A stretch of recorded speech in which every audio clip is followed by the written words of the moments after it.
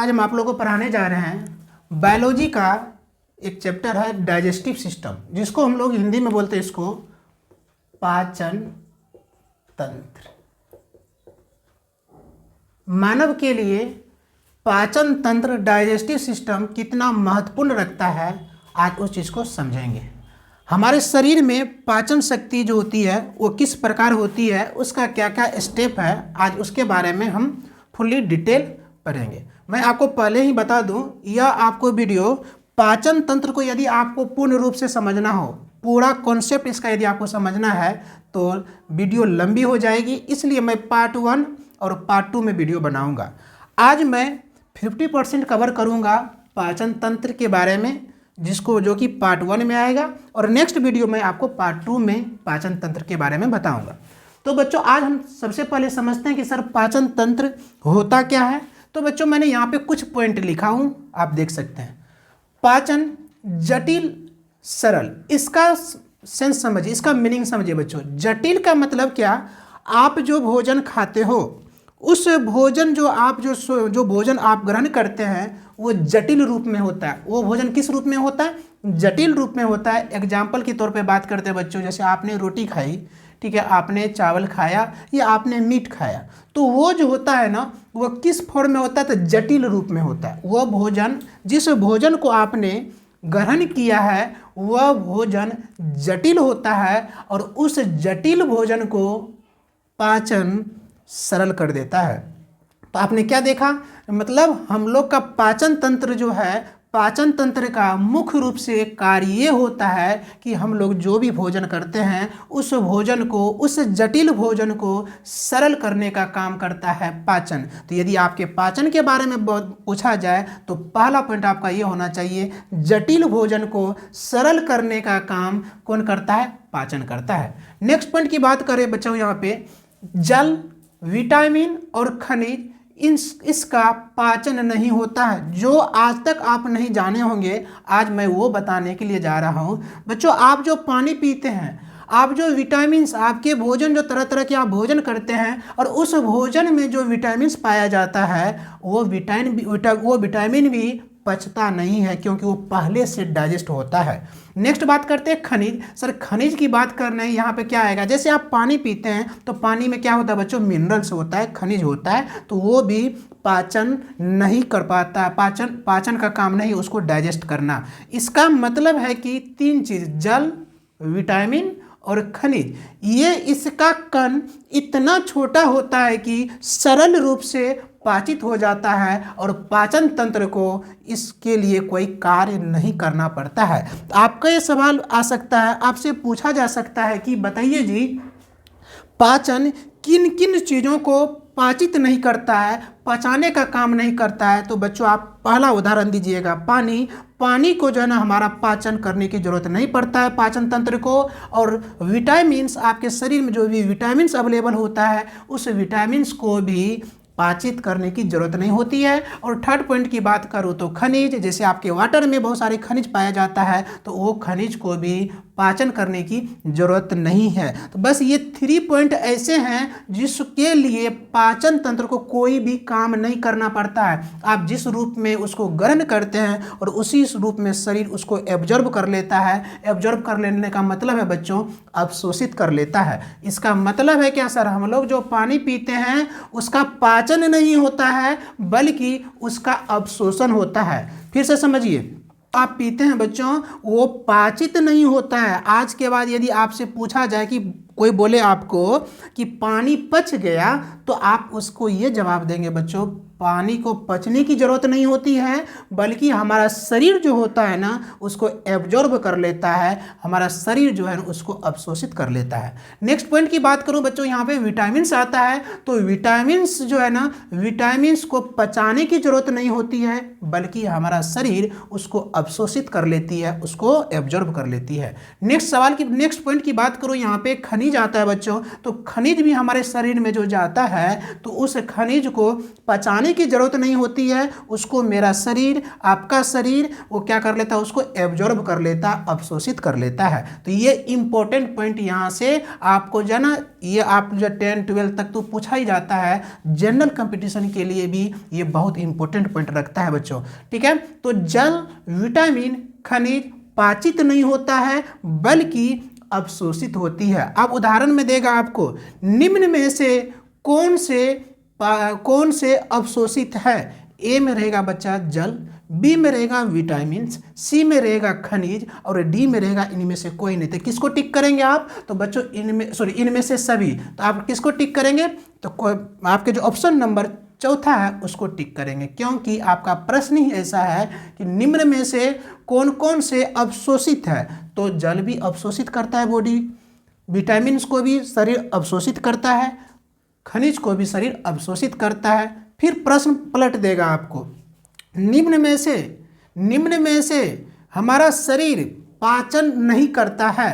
ए में रहेगा जल, बी में रहेगा विटामिन, सी में रहेगा आपका खनिज और डी में रहेगा सभी। तो आप किसको टिक करेंगे? सभी को, क्योंकि मेरा शरीर जल को भी पाचन करने का काम नहीं करता है, विटामिन को भी पाचन करने का काम नहीं करता है, खनिज को भी पाचन करने का काम नहीं करता है। तो करता क्या है सर? तो अवशोषित करने का काम करता है। नेक्स्ट पॉइंट की बात करें, आप जो भोजन करते हैं 10th के बायोलॉजी में, ये आपके जो है ना पाचन वाला जो चैप्टर है आपके 12th में भी आप देखेंगे, वहाँ पे आपके शुरू में ही लिखा हुआ है, भोजन का पचना रासायनिक अभिक्रिया है या भौतिक अभिक्रिया है। पानी से बर्फ बनना भौतिक अभिक्रिया है या रासायनिक अभिक्रिया है। मोमबत्ती का जलना रासायनिक अभिक्रिया है, भौतिक अभिक्रिया है। बच्चों सबसे इम्पोर्टेंट आपके यही है, ये ऑब्जेक्टिव फिक्स है, इसको आप टिक कर लीजिएगा, याद कर लीजिएगा। आप जो शरीर को भोजन देते हैं, वो जो भोजन पचता है बच्चों,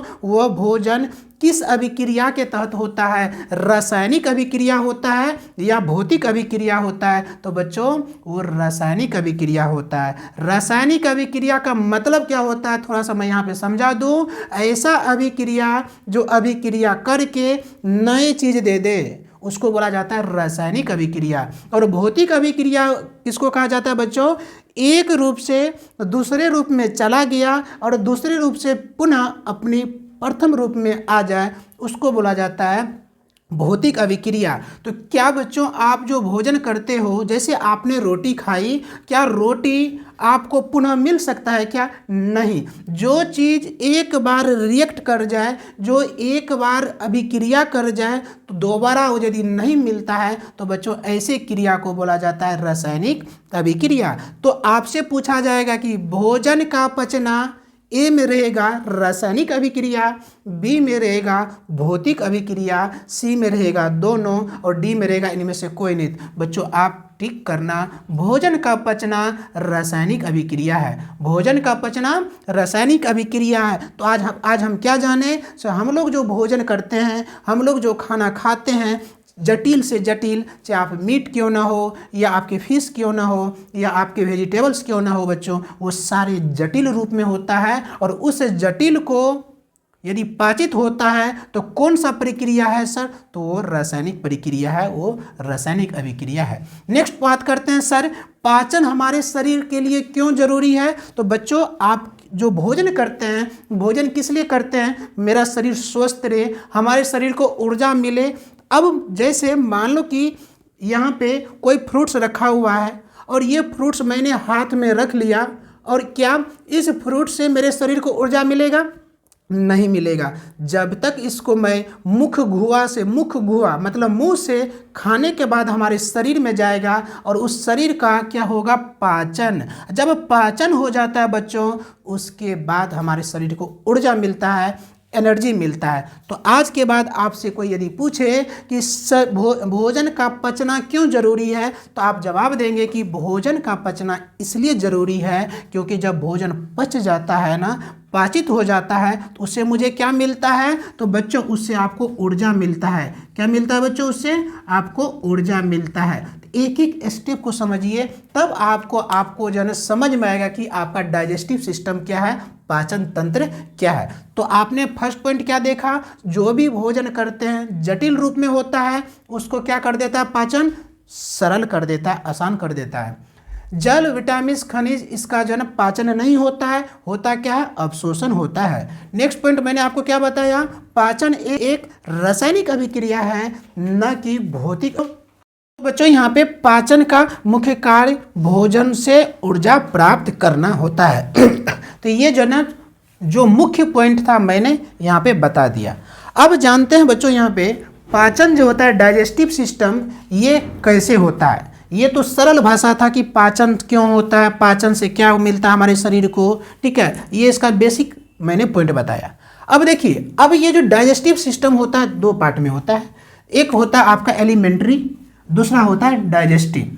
अब यहाँ पे देखिए मैंने क्या लिखा है, ग्लैंड, क्या लिखा मैंने यहाँ पे, ग्लैंड, मतलब एलिमेंट्री, और यहाँ पे लिखा मैंने डाइजेस्टिव ग्लैंड। अब समझिए यहाँ पे आहार नाल 32 फीट होता है, कितना होता है, 32 फीट होता है। और 10th के बायोलॉजी के चैप्टर में ऑब्जेक्टिव में आया हुआ है, पूछा हुआ भी है, सोजना आहार नाल की लंबाई कितनी होती है, आहार नाल की लंबाई कितनी होती है। तो यहाँ फीट में दिया है, यहाँ कंफ्यूज मत कीजिएगा, ठीक है। बच्चे वहाँ पे कहेंगे सर वहाँ पे कितना है, 9 से 10 के समथिंग ऐसे ही है, यहाँ पे मैंने फीट में बता रहा हूँ। फीट को यदि आप चेंज करेंगे तो वही आएगा जो आपके बुक में दिया हुआ है। अब बात करते हैं एलिमेंट्री में कौन कौन सी पॉइंट आती है और डाइजेस्टिव ग्लैंड में कौन कौन सी पॉइंट आती है। जब भी आपको ग्लैंड की बात कर जाए, देखिए हर में लिखा मैंने पाचन ग्रंथि, लार ग्रंथि, जठर ग्रंथि, लीवर, अग्नाशय, आंत ग्रंथि। ग्रंथि का मतलब जिससे कुछ न कुछ निकले, मतलब बाहर उत्सर्जित हो, ठीक है। ये तो आ जाता है डाइजेस्टिव ग्लैंड में। मतलब क्या, भोजन को पचाने के लिए जिस जिस ग्रंथि की जरूरत पड़ती है उसको कहा जाता है डाइजेस्टिव ग्लैंड। हम एक एक पॉइंट को आपको समझाएंगे, इसलिए मैंने शुरू में ही बोला कि आपका वीडियो लंबी हो जाएगी, इसलिए इसको पार्ट 1 और पार्ट 2 में समझाएंगे। आप एक बार ढंग से पाचन शक्ति आप समझ लेंगे ना, दोबारा आपको पढ़ने की जरूरत नहीं होगी। लेकिन आपको इसके लिए क्या रखना पड़ेगा, धैर्य रखना पड़ेगा, सही से पढ़ना पड़ेगा। तो अभी इसकी बात नहीं करेंगे। मैंने डाइजेस्टिव ग्लैंड का कौन कौन सा 5 पॉइंट है बाद में डिस्कस करेंगे। हो सकता है कि ये पार्ट 2 में ये वीडियो चला जाएगा, हो सकता है ये पार्ट 2 में जाएगा। चलिए इसको अब समझते हैं। मैं यहाँ पे डाइजेस्टिव सिस्टम का मैंने कोशिश किया एक डायग्राम बनाने का, और मैं इस डायग्राम के माध्यम से मैं आपको समझाने की कोशिश करूँगा। तो बच्चों सबसे पहले बात करते हैं कि एलिमेंट्री की बात, इसमें सर क्या क्या आता है। तो बच्चों सबसे पहले मुख्य गुहा समझिए। मुख्य गुहा क्या है, जैसे आपने भोजन उठाया मुख में डाला, ठीक है। गुहा का मतलब होता है बच्चों मुख, मुख मतलब मुंह, और गुहा का मतलब जो खाली हो। आपका मुंह खाली होता है तब तो आप डोसा मुंह में डाल देते हैं। मुंह में आपका खाली रहता है तो आप मुंह जो उठा के लिए तो आपका डोसा, गोलगप्पा आप देखे होंगे लड़की लोग कितना मुंह को फाड़ के खाती है। तो मुख गुहा, तो मतलब गुहा का मतलब खाली, गुहा का मतलब खाली, और मुख मतलब मुंह। जिसको उठा के मुंह में डाल दे और मुंह उसको रख ले उसको बोला जाता है मुख गुहा। क्या बोला जाता है, मुख गुहा। गुहा का मतलब खाली, इसलिए आप लोग बड़ा बड़ा गोलगप्पा जो है ना देखेंगे इतना बड़ा बड़ा मुंह फाड़ के खाती है लड़की लोग, लड़का लोग थोड़े खाता है, ठीक है। तो मुख गुहा की बात करते हैं। तो समझ में आया मुख गुहा किसको कहेंगे, मुख, मुख और गुहा का मतलब खाली, जिसमें जो ना कोई चीज डाले और मुंह उसको रख ले उसको मुख गुहा कहा जाता है। बच्चों यहाँ पे मैं अब डायग्राम की बात करूं, ये तो मैं अपने मुंह के बारे में बता दिया, ठीक है। अब इस आकृति के बारे में मैं बात करूं तो बच्चों यहाँ से जहाँ से मुंह स्टार्ट होता है तो ये क्या हो गया आपका मुख गुहा। लोग क्या कह देता है, मुख गुहा का मतलब पूरा इसके बारे में बता देता है, गलत है। ये मुख गुहा नहीं है बच्चों। मैंने पिछले क्लास में ब्रेन के बारे में बताया था, स्पाइनल कॉर्ड के बारे में, वो अलग अलग सिस्टम है हमारे शरीर में। लेकिन जब लोग पूछे मुख गुहा कहाँ है तो ये है मुख गुहा। नहीं, मुख गुहा मतलब सिर्फ ये, गुहा मतलब जो अंदर में खाली है, आली खाली है ना, तो उसी प्रकार मुख गुहा, ये हो गया आपका मुख गुहा। क्या हो गया बच्चों, मुख गुहा। अब देखिए मुख गुहा के बाद आपने भोजन उठाया, मुख गुहा मतलब खाली था उसमें रखा, और वहां से चला जाता है किसमें, आहार नाल में। कहाँ चला जाता है बच्चों, आहार नाल में। आहार नाल में ये है आपकी आहार नाल, और इसी आहार नाल की जो है कितना होता है 32 फीट होता है। कितना होता है 32 फीट होता है। इसका मतलब है आप लोग देखे होंगे कभी कभी ऐसा होता है क्या, आपने कोई ऐसी सूखी चीज़ खा रहे हैं, जैसे आप रोटी सब्जी वगैरह खा रहे हैं और भुंजिया खा रहे हैं, रोटी मतलब जन वो क्या कढ़ी वाली सब्जी नहीं खा रहे हैं, तो उस समय क्या होता है जब आप रोटी खाते हैं तो एकदम लगता है कि यहाँ अटक गया, तो आप लोग क्या करते हैं देखे होंगे कभी कभी जन कुछ व्यक्ति ऐसे करेंगे, ऐसे करेंगे, मतलब क्या, ये मुख गुहा से जो भोजन यहाँ गया ना तो इस आहार नाल से स्लाइड कर जाता है, उससे भी नहीं होता। कभी कभी लगेगा कि अब तो जान ही निकल जाएगा, तो हम लोग करते तुरंत पानी उठाते हैं और डाल देते हैं, तो उस आहार नाल से भोजन, आहार नाल से कहाँ चल जाता है भोजन, अमाशय में चला जाता है। कहाँ चला जाता है बच्चों, अमाशय। मतलब आपने भोजन खाया तो तुरंत इस तोंद में नहीं आ जाता है, तो बच्चों पहले मुख गुहा से आहार नाल। आज सीख लीजिए, जब भी आपको अटकता है भोजन, या इसको जो है बिहारी भाषा में कहा जाता है गारा लग गया, ठीक है ना, तो उस समय क्या करते हैं पानी डालते हैं, ठीक है, तो उस समय आहार नाल से भोजन, आहार नाल से जो अटक जाता है सूखा रहने ड्राई होने के कारण, तो वो बच्चों कहाँ चला जाता है, अमाशय में। कहाँ चला जाता है बच्चों, वो अमाशय में। अब देखिए, तो आपका भोजन जो अटकता है किसमें, आहार नाल में, मुंह में अटकता है जी। मुंह तो आप लोग इतना जो दांत दिया है ना, चबा चबा के 2 बार चबाते हैं गिल जाते हैं, अंदर गया। अब बेचारा दिक्कत किसको होता है पता है, आहार नाल को। आहार नाल कहता है कि थोड़ा सा भाई स्लाइड दो, पानी दो, ठीक है, तो वो पानी के कारण जो कहाँ चला जाता है। अब देखिए अमाशय, समझिए, कहेंगे अमाशय कहाँ है तो बोल देते हैं ये अमाशय नहीं। आज इस सब देखिए, पढ़ने का मतलब होता है कि एक एक चीज़ जानिए, बेसिक जानिए। आपसे किसी ने पूछ दिया बायोलॉजी पढ़ी, वो बोले हाँ, तो अमाशय कहाँ है, तो दिखा दिए अमाशय। ये जो बड़ा सा तोंद है इसको अमाशय नहीं कहा जाता है बच्चों, ठीक, इसको कहा जाता है पता, उदर। क्या कहा जाता है इसको, उदर, ठीक है। आप गणेश जी को क्या कहते हैं, लंबोदर। क्या कहते हैं, क्योंकि उसका पेट आगे है, ठीक है, सूर ऐसे है, तो उसको क्या बोलते हैं, लंबोदर। बड़ा पेट क्या कहते हैं उसको, बड़ा पेट कहते हैं। तो बड़ा पेट क्या हो गया बच्चों पता है, लंबोदर। गणेश जी को क्या नाम दिया गया, लंबोदर। बड़ा पेट के कारण उसका क्या नाम दिया, तो ये जो उसको पेट नहीं कहेंगे, उसको बोलेंगे उदर। क्या बोलेंगे, लंबोदर। समझ रही है बात को, हम लोग इसका नाम क्या दे दिए, पेट। गलत है। आज के बाद कोई भी बच्चा यदि आप इसको दिखा के बोल दिए पेट कहाँ है, तो जनत क्या लगेगा आपको पता है, थप्पड़। इसलिए जन क्या बोलिएगा, ये कहाँ है, उदर। और अंदर वाले भाग को क्या कहा जाता है, अमाशय। क्या कहा जाता है, अमाशय। तो आज के बाद इसको क्या बोलेंगे, पेट नहीं बोलेंगे, क्या बोलेंगे इसको, उदर, ठीक है। उदाहरण के रूप में कैसे याद रखेंगे, तो याद रखने का तरीका, लंबोदर किसको कहते हैं जी, गणेश जी को। क्यों, उसका पेट, पेट वहाँ पे हम लोग गलत बोलते हैं। हम लोग देखिए उसका जो नाम रखने वाला था ना, वो व्यक्ति को बायोलॉजी पता था, लेकिन हम लोग बायोलॉजी पढ़ के भी, साइंस पढ़ के मूर्ख वाली बात करते हैं। तो हम लोग देखिए उसका नाम क्या दिया, लंबोदर। वो भी कह सकता था कि लंबो पेट कह सकता था, मतलब लंबा पेट, लेकिन उसको क्या कहा जाता है, उसको कहा जाता है क्या, लंबोदर। इसका मतलब है जो व्यक्ति उसका नाम दिया वो सोच समझ के दिया, मतलब ये आगे है, ये ड्रम जो आगे है, इस ड्रम को कहेंगे उदर। क्या कहेंगे जी, उदर। तो उसके अंदर वाले भाग को क्या कहेंगे, अंदर वाले भाग को कहेंगे अमाशय। क्या कहेंगे, अमाशय। तो इसका मतलब है कि बाहर वाले भाग को उदर और अंदर वाले भाग को अमाशय। अब अमाशय को आप पेट भी कह सकते हैं, ये चलेगा, लेकिन ये उदर को जो है ना आप पेट कहिएगा तो गलत होगा बायोलॉजिकल रूप से। चलिए, तो मैंने क्या सीखा, मुख गुहा से भोजन कहाँ गया, आहार नाल में, आहार नाल से कहाँ गया, अमाशय में। अब देखिए मैंने बता दिया मुख गुहा, ग्रास नली, ठीक है। उसके बाद देखिए आहार, उसके बाद अमाशय मैंने बता दिया, अमाशय। अभी मैं जस्ट समझाया कि अमाशय और उदर में अंतर क्या होता है, बाहर वाले भाग को उदर और अंदर वाले भाग को अमाशय।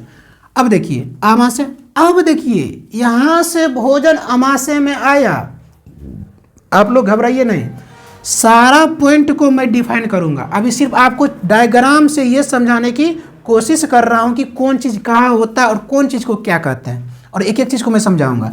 तो मुख गुहा के बारे में मैंने एक्सप्लेन किया, ग्रास नली, ठीक है, अमाशय के बारे में बताया। अब देखिए भोजन आके अमाशय में ठहर गया, अमाशय के बाद भोजन, वो अमाशय यहाँ से जो है ना ये अग्नाशय है। आपसे पूछेगा पॉइंट वाइज, सबसे पहले मुख, उसके बाद आहार नाल, उसके बाद अमाशय, उसके बाद अग्नाशय। देखिए यहाँ पे अमाशय के जो नीचे होता है बच्चों, इस साइड हो जाता है अग्नाशय और उस साइड हो जाता है आपका लीवर। समझिए इस बात को, डायग्राम को। मतलब अमाशय में भोजन है, नीचे आएगा तो इधर हो गया अग्नाशय और इस साइड हो गया आपका लीवर। उसके बाद बच्चों भोजन आ जाता है आपका छोटी आंत में। कहने का छोटी आंत है, सबसे बड़ा काम किसका होता है? छोटी आंत का ही होता है बच्चों। इस भोजन यहाँ से भोजन आया कहाँ पे? छोटी आंत में। ये जो मैं इस तरह बनाया हूँ घुमा घुमा करके, तो ये क्या है? ये जो मैं इस तरह के बताया हूँ बच्चों, ये इसको कहा जाता है छोटी आंत। क्या कहा जाता है? छोटी आंत। और ये साइड साइड से जो मैं बनाया हूँ इसको कहा जाता है बड़ी आंत। आपसे पूछेगा कि बड़ी आंत पाचन तंत्र में बड़ी आंत का चित्र डायग्राम बड़ी होती है कि छोटी आंत का? तो बोलेंगे कि कहने का है छोटी आंत लेकिन उसका चित्र क्या होता है? बड़ी होती है। कहने का है बड़ी आंत लेकिन उसका चित्र क्या होता है? छोटी होती है। काम भी कम होता है। बड़ी आंत का काम नहीं ज़्यादा होता है, सबसे ज़्यादा छोटी आंत का। तो भोजन अग्नाशय से कहाँ गया? आपका छोटी आंत में। छोटी आंत के बाद भोजन चला कहाँ गया? ये इसको क्या कहा जाता है? बड़ी आंत। क्या कहा जाता है इसको बच्चों? इसको बड़ी आंत। आपको मैंने पढ़ाया भी हूँ, ठीक है।